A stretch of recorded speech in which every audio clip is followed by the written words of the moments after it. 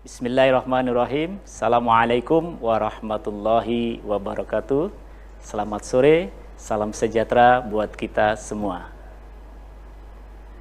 Pemirsa dan anak-anakku, kelas 8, pelajar SMP dan MTS, bagaimana kabarnya? Mudah-mudahan dalam keadaan sehat walafiat.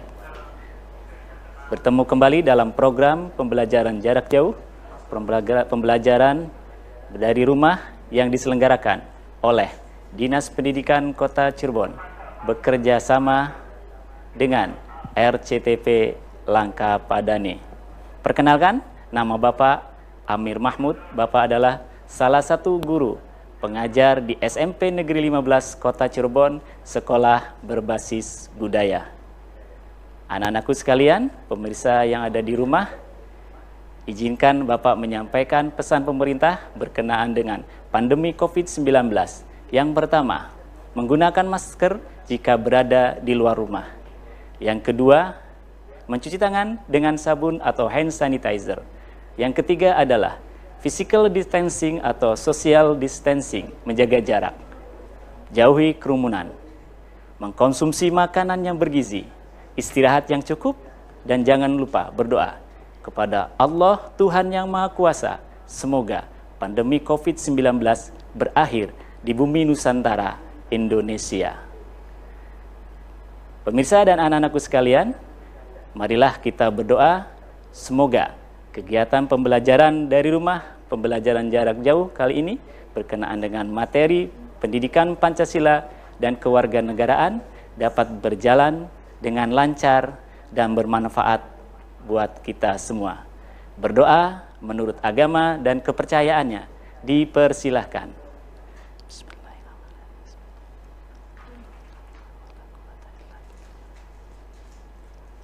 Berdoa selesai. Anak-anakku kelas 8, pelajar SMP dan MTS, bab yang akan kita bahas kali ini adalah bab lanjutan, yaitu bab kedua, menumbuhkan kesadaran terhadap Undang-Undang Dasar Negara Republik Indonesia tahun 1945. Bapak akan membatasi materi ini untuk sub A, yaitu kedudukan makna Undang-Undang Dasar Negara Republik Indonesia tahun 1945 dalam sistem hukum nasional. Sebelumnya marilah kita nyanyikan lagu Bendera Merah Putih untuk memperingati hari ulang tahun kemerdekaan Republik Indonesia yang ke-75. 10 hari yang lalu kita sudah melaksanakan detik-detik proklamasinya. Silakan untuk mengikuti menyanyikan lagu Bendera Merah Putih atau mendengarkan dengan hikmah. Inilah lagu Bendera Merah Putih.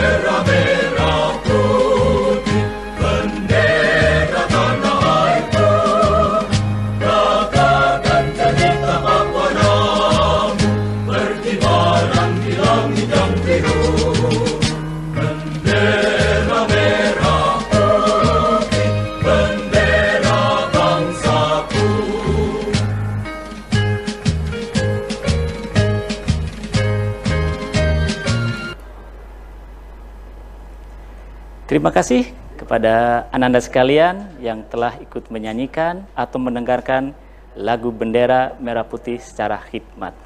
Baik Ananda sekalian, Bapak lupa tadi memperingatkan kalian untuk fokus dan konsentrasi dengan menyiapkan diri, alat tulis dan buku tulisnya. Silahkan kalian catat hal-hal yang penting. Jika ada pertanyaan, silahkan kalian tanyakan kepada guru PPKN di sekolah kalian masing-masing. Baik Ananda sekalian, kompetensi dasar yang akan kita lalui bersama. Yang pertama 1.2, menghargai makna, kedudukan dan fungsi Undang-Undang Dasar Negara Republik Indonesia tahun 1945 sebagai bentuk sikap beriman dan bertakwa. 2.2, mendukung makna, kedudukan dan fungsi Undang-Undang Dasar Negara Republik Indonesia tahun 1945 serta peraturan perundangan lainnya sesuai dengan Undang-Undang Dasar Negara Republik Indonesia tahun 1945. 3.2, menelaah makna, kedudukan dan fungsi Undang-Undang Dasar Negara Republik Indonesia tahun 1945 serta peraturan perundang-undangan lainnya dalam sistem hukum nasional. Dan 4.2, menyajikan hasil telaah, makna, kedudukan dan fungsi Undang-Undang Dasar Negara Republik Indonesia tahun 1945 dalam penerapan kehidupan sehari-hari. Adapun tujuan pembelajaran untuk kali ini, Ananda sekalian, peserta didik atau kalian dapat 1. Menelaah bagaimana hubungan pembukaan Undang-Undang Dasar Negara Republik Indonesia tahun 1945 dengan proklamasi kemerdekaan. Yang kedua, menelaah bagaimana kedudukan pembukaan dalam Undang-Undang Dasar Negara Republik Indonesia tahun 1945. Berikutnya nomor 3, peserta didik dapat membedakan pengertian Undang-Undang Dasar dengan pengertian konstitusi. Yang nomor 4, menyebutkan sistematika Undang-Undang Dasar Negara Republik Indonesia tahun 1945. Dan yang kelima, peserta didik dapat menyebutkan makna alinea-alinea pembukaan Undang-Undang Dasar Negara Republik Indonesia tahun 1945.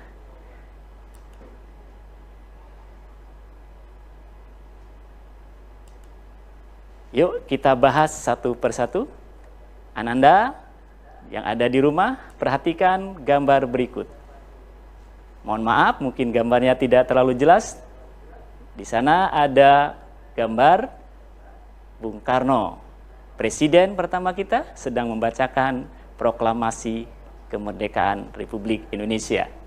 Berikutnya, di samping kanan layar TV Anda atau TV kalian, itu ada Undang-Undang Dasar 1945. Yang akan kita bahas bukan Undang-Undang Dasarnya, tetapi pembukaan Undang-Undang Dasar Negara Republik Indonesia tahun 1945. Coba kalian pernah mendengar atau bahkan kalian pernah membacakan bunyi proklamasi. Proklamasi, kami bangsa Indonesia dengan ini menyatakan kemerdekaan Indonesia. Hal-hal yang mengenai pemindahan kekuasaan dan lain-lain diselenggarakan dengan cara seksama dan dalam tempo yang sesingkat-singkatnya. Jakarta, hari 17 bulan 8 tahun 05 atau Jakarta, tanggal 17 Agustus tahun 1945 atas nama bangsa Indonesia Soekarno-Hatta. Itu adalah bunyi proklamasi. Anak-anak sekalian, Bapak akan menyampaikan pertanyaan kepada kalian. Ini yang pertama, bagaimana hubungan pembukaan Undang-Undang Dasar Negara Republik Indonesia tahun 1945 dengan proklamasi kemerdekaan? Atau kalian bisa dibalik pertanyaannya, bagaimana hubungan proklamasi kemerdekaan dengan pembukaan Undang-Undang Dasar? Jika ada pertanyaan bagaimana hubungan, dijawab dulu. Bagaimana? Ada hubungan atau tidak? Terima kasih pada Ananda sekalian yang sudah menjawab ada hubungan. Jadi, hubungannya antara pembukaan Undang-Undang Dasar Negara Republik Indonesia tahun 1945 dengan proklamasi kemerdekaan hubungannya erat sekali.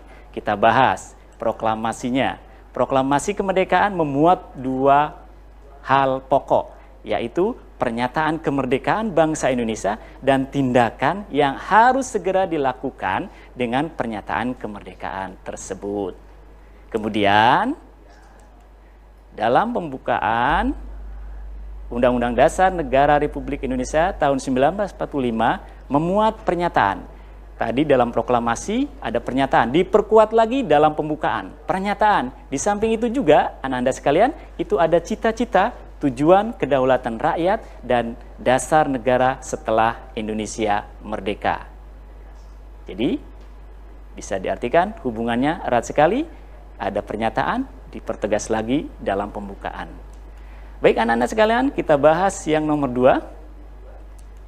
Bapak juga mengutarakan pertanyaan kembali, bagaimana kedudukan pembukaan Undang-Undang Dasar Negara Republik Indonesia dalam Undang-Undang Dasar, kita ulang lagi, bagaimana kedudukan pembukaan dalam Undang-Undang Dasar Negara Republik Indonesia tahun 1945. Apakah pembukaan itu memiliki kedudukan di dalam Undang-Undang Dasar? Ya, terima kasih yang sudah menjawab. Pembukaan memiliki kedudukan. Pembukaan memiliki kedudukan yang sangat penting dalam Undang-Undang Dasar Negara Republik Indonesia tahun 1945.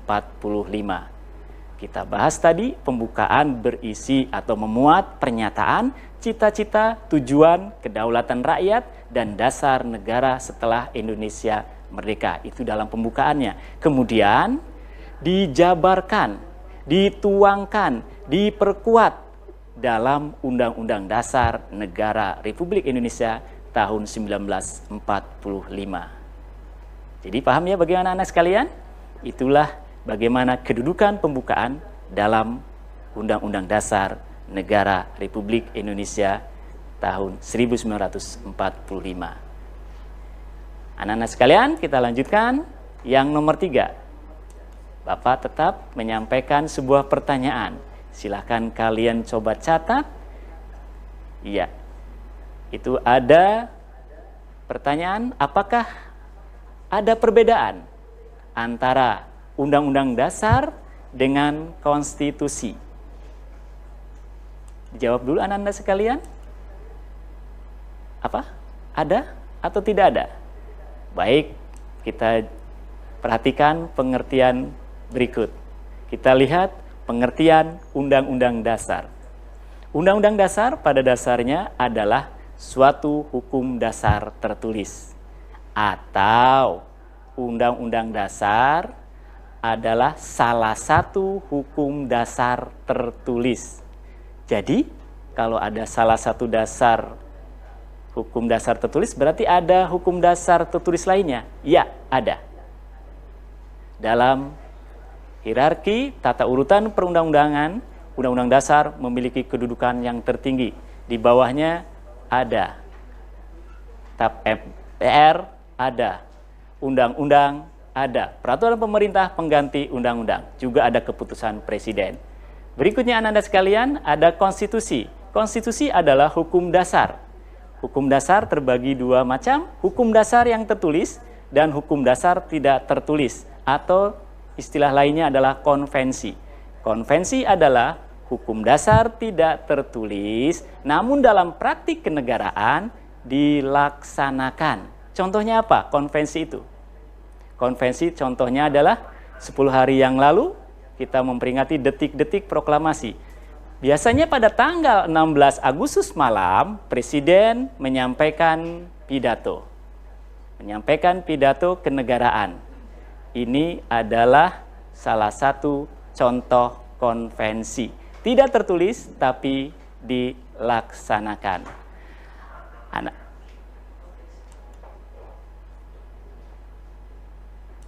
Perhatikan lembaga berikut, apakah ada hubungan dengan Undang-Undang Dasar Negara Republik Indonesia. Itu ada di layar TV Anda sekalian, ada lembaga yang disebut BPUPKI, kemudian ada PPKI, kemudian ada MPR, kemudian ada DPR. Sudah dicatat oleh kalian kepanjangan dari apakah lembaga berikut?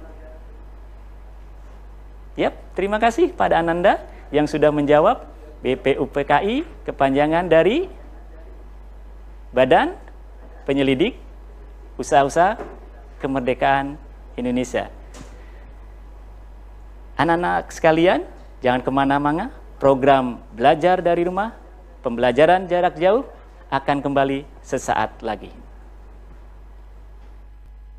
Pemirsa, anak-anakku, kelas 8, pelajar SMP dan MTS masih dalam program pembelajaran jarak jauh, pembelajaran dari rumah yang diselenggarakan oleh Dinas Pendidikan Kota Cirebon bekerjasama dengan RCTP Langkapadane. Baik anak-anak sekalian, Ananda sekalian, kita lanjutkan.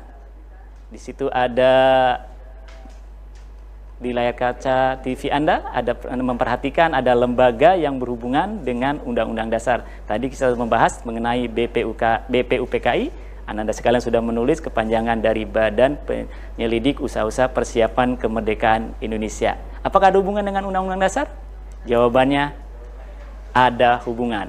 BPUPKI adalah lembaga yang merancang undang-undang saat Indonesia merdeka. Jadi ada badan yang dibuat pada masa Jepang yang disebut BPUPKI, mempersiapkan rancangan undang-undang dasar untuk saat Indonesia merdeka nantinya. Baik, berikutnya adalah PPKI. Apa kepanjangan dari PPKI, anak-anak sekalian? Oh, terima kasih. Sudah ada yang menjawab. PPKI adalah Panitia Persiapan Kemerdekaan Indonesia. Apakah ada hubungan dengan Undang-Undang Dasar Negara Republik Indonesia tahun 1945 atau Undang-Undang Dasar? Jawabannya, terima kasih. Yang menjawab ada hubungan. PPKI adalah lembaga yang mengesahkan Undang-Undang Dasar tahun 1945 satu hari setelah Indonesia merdeka. Tanggal berapa jadi begitu? Jadi tanggal 18 Agustus tahun 1945. Undang-Undang Dasar disahkan oleh Panitia Persiapan Kemerdekaan Indonesia. Berikutnya ada lembaga yang disebut MPR. Kepanjangannya adalah, terima kasih yang sudah menjawab, Majelis Permusyawaratan Rakyat. MPR ada hubungan dengan Undang-Undang Dasar Negara Republik Indonesia tahun 1945. MPR adalah lembaga yang diberi wewenang mengubah atau mengamandemen Undang-Undang Dasar Negara Republik Indonesia tahun 1945. Kalian bisa lihat di pasal berkenaan dengan MPR, yaitu pasal 3 ayat 1. Di sana tugas MPR adalah mengubah dan menetapkan Undang-Undang Dasar. Tata cara pengubahannya bisa dilihat di pasal 37 Undang-Undang Dasar Negara Republik Indonesia. MPR adalah salah satu lembaga yang ada hubungannya dengan Undang-Undang Dasar Negara Republik Indonesia tahun 1945. Kemudian yang terakhir di layar kaca ada DPR. Apa kepanjangannya? Dewan Perwakilan Rakyat. Terima kasih. Apakah ada hubungan dengan Undang-Undang Dasar?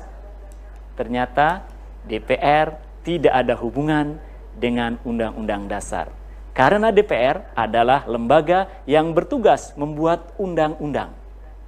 Ananda sekalian, tadi udah Bapak sampaikan, secara hierarki tata urutan perundang-undangan, ada Undang-Undang Dasar merupakan hukum dasar tertinggi, di bawahnya ada TAP MPR, kemudian ada undang-undang.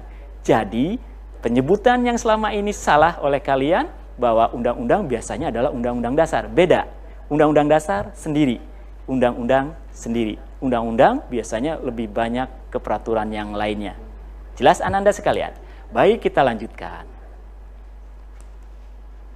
Bapak masih ada, itu yang nomor 4, berkenaan dengan sistematika Undang-Undang Dasar Negara Republik Indonesia tahun 1945. Sistematika yang pertama, sistematika sebelum perubahan atau amandemen. Yang kedua, nanti di samping kanannya ada sistematika Undang-Undang Dasar Negara Republik Indonesia tahun 1945 sesudah amandemen. Baik, kita lihat Sistematika Undang-Undang Dasar Negara Republik Indonesia tahun 1945 sebelum perubahan atau amandemen. Yang pertama, pembukaan. Pembukaan yang dimaksud adalah pembukaan Undang-Undang Dasar Negara Republik Indonesia tahun 1945. Yang berikutnya adalah batang tubuh. Batang tubuh yang di sini yang dimaksud adalah pasal-pasal dalam Undang-Undang Dasar. Berikutnya yang nomor 3, penjelasan. Ya. Sistematika sesudah amandemen. Apakah lebih banyak isinya atau lebih simpel atau sedikit? Kita lihat. Yang pertama, pembukaan. Yang kedua adalah pasal-pasalnya saja. Ternyata lebih singkat dan lebih simpel. Sistematika Undang-Undang Dasar Negara Republik Indonesia tahun 1945 setelah perubahan atau amandemen mengalami disingkat lebih simpel atau lebih singkat. Jadi lebih mudah dihafalkan oleh kalian di rumah ya. Jadi kalau ditanyakan sistematika Undang-Undang Dasar Negara Republik Indonesia tahun 1945 setelah perubahan terdiri dari pembukaan dan pasal-pasal Undang-Undang Dasar Negara Republik Indonesia tahun 1945. Baik, kita lanjutkan yang nomor 5. Kita bahas berkenaan dengan makna alinea-alinea pembukaan Undang-Undang Dasar Negara Republik Indonesia tahun 1945. Dalam pembukaan Undang-Undang Dasar Negara Republik Indonesia tahun 1945 yang terdiri dari 4 alinea yang memiliki makna tertentu di dalam setiap alineanya. Ada 4 alinea dalam pembukaan. Dalam pelajaran bahasa Indonesia, alinea itu diartikan sebagai paragraf. Jadi ada 4 paragraf atau dalam hal ini dalam pembukaan disebut 4 alinea. Baik anak-anak sekalian, kita lanjutkan. Makna alinea pertama, pembukaan Undang-Undang Dasar Negara Republik Indonesia 1945. Alinea pertama memuat dasar motivasi pernyataan kemerdekaan Indonesia. Di dalamnya terkandung 1. Pernyataan secara objektif. Nanti yang kedua ada pernyataan secara subjektif. Kita lihat pernyataan secara objektif. Dinyatakan bahwa segala bentuk penjajahan di atas dunia ini tidak sesuai dengan pri kemanusiaan dan pri keadilan. Penjajahan di atas dunia memang tidak sesuai dengan pri kemanusiaan dan pri keadilan. Kita mengalami sejarah kelam, pernah mengalami sejarah kelam, 350 tahun dijajah oleh bangsa asing, 3,5 abad mengalami penderitaan, kesengsaraan, kebodohan, kemiskinan. Kesengsaraan, kebodohan, kemiskinan adalah tindakan yang tidak sesuai dengan pri kemanusiaan dan pri keadilan. Maka benar sekali bahwa di alinea pertama itu ada pernyataan secara objektif. Kita beritahukan kepada dunia bahwa penjajahan itu tidak sesuai dengan pri kemanusiaan dan pri keadilan. Kita pernah mengalami penjajahan oleh bangsa asing selama 350 tahun, 3,5 abad. Berikutnya, pernyataan secara subjektif. Bangsa Indonesia memiliki aspirasi untuk membebaskan diri dari penjajahan itu, guna membangun masa depan bersama yang lebih baik. Jadi, pernyataan secara objektif merupakan pernyataan bangsa, pernyataan negara bersama rakyat bahwa kebebasan dari penjajah guna membangun masa depan yang lebih baik.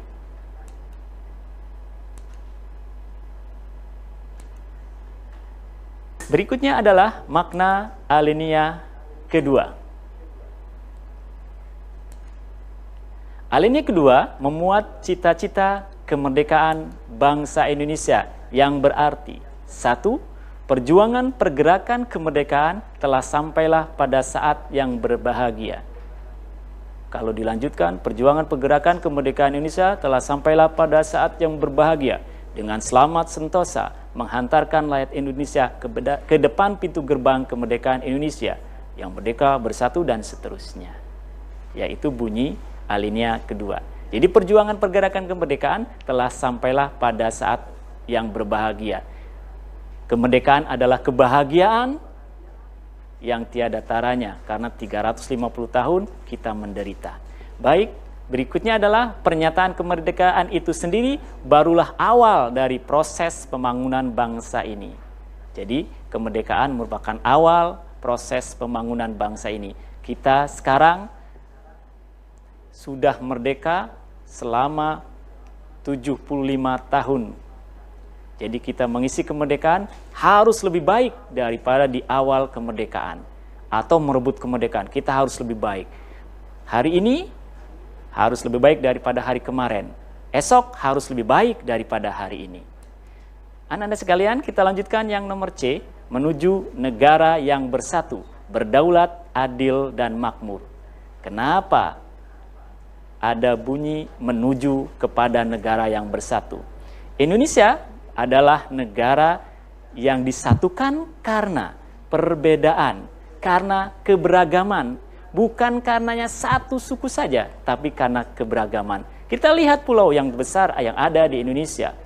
Pulau besarnya ada 5.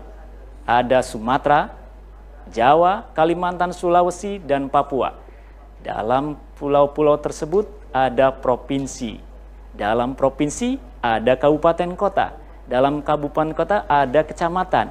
Di kecamatan ada desa. Setiap desa, satu desa dengan desa yang lainnya, keberagaman. Dialek bahasanya berbeda.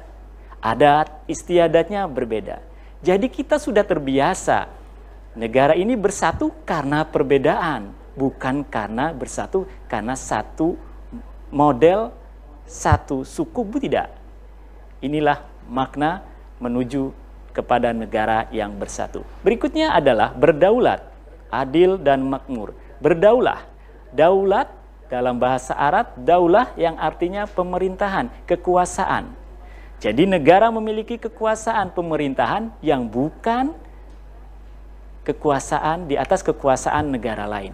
Jadi kita menuju negara yang bersatu, berdaulat, memiliki kekuasaan tersendiri. Mudah-mudahan ke depan menjadi negara yang adil dan makmur. Berikutnya, makna alinea ketiga. Alinea ketiga memuat pernyataan kemerdekaan bangsa Indonesia selain upaya manusia juga tidak terlepas dari berkat rahmat Allah yang Maha Kuasa. Dengan demikian tampak jelas. Yang A, ada motivasi material dan motivasi spiritual. Motivasi kebendaan. Kebendaan ada manusianya, ada alat untuk merebut kemerdekaan. Bayangkan, 350 tahun, 3,5 abad berupaya memerdekakan diri. Belum berhasil. Tapi dengan peristiwa Rengas Dengklok, waktu yang singkat, kita bisa memerdekakan. Berarti ada tangan Tuhan, ada tangan Allah yang Maha Kuasa yang mendorong bangsa ini untuk merdeka. Inilah pengakuan spiritual, pengakuan keagamaan, pengakuan keyakinan terhadap Tuhan yang Maha Esa. Di samping motivasi material, ada motivasi spiritual. Baik anak-anak sekalian, berikutnya adalah keseimbangan ini pula yang selalu eksis dalam perjuangan mengisi kemerdekaan, berupaya pembangunan nasional sebagai pengamalan Pancasila. Kita ulang lagi, keseimbangan ini pula yang selalu eksis dalam perjuangan mengisi kemerdekaan, berupa pembangunan nasional sebagai pengamalan Pancasila. Berikutnya Ananda, makna alinea yang keempat. Dalam alinea keempat menegaskan mengenai beberapa hal. Yang pertama, tujuan nasional atau tujuan negara Indonesia. Antara lain, A. Melindungi segenap bangsa Indonesia dan seluruh tumpah darah Indonesia. Yang B. Memajukan kesejahteraan umum. Yang C, mencerdaskan kehidupan bangsa. Dan yang D adalah dan ikut melaksanakan ketertiban dunia yang berdasarkan kemerdekaan, perdamaian abadi, dan keadilan sosial. Berikutnya nomor 2, menyusun negara hukum. Bentuk negara Republik Indonesia, negara berkedaulatan rakyat.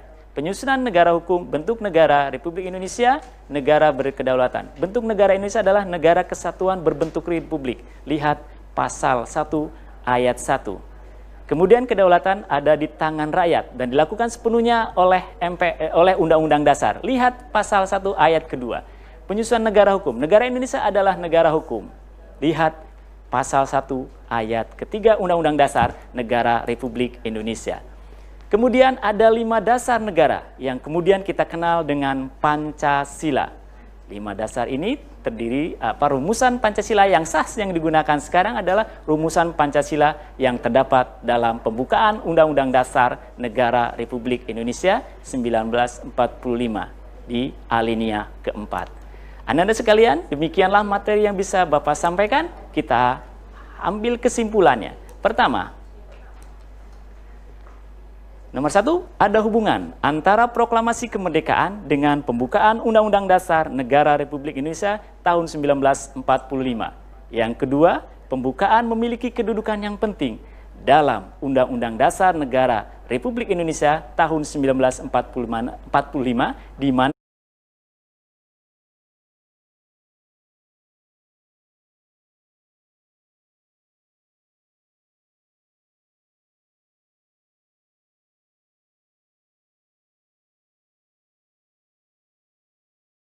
terdiri dari pembukaan dan pasal-pasal Undang-Undang Dasar Negara Republik Indonesia tahun 1945. Yang keempat, Undang-Undang Dasar adalah hukum dasar tertulis, sedangkan konstitusi adalah hukum dasar baik tertulis dan tidak tertulis. Pada umumnya, konstitusi bisa diartikan sebagai undang-undang dasar. Demikian kesimpulannya. Anda-anda sekalian, ini ada link soal. Silakan kalian catat, kemudian kerjakan link tersebut. Nanti kalian bisa bertanya hasil nilainya. Bisa dicatat anak-anak sekalian? Terima kasih sudah mencatatnya.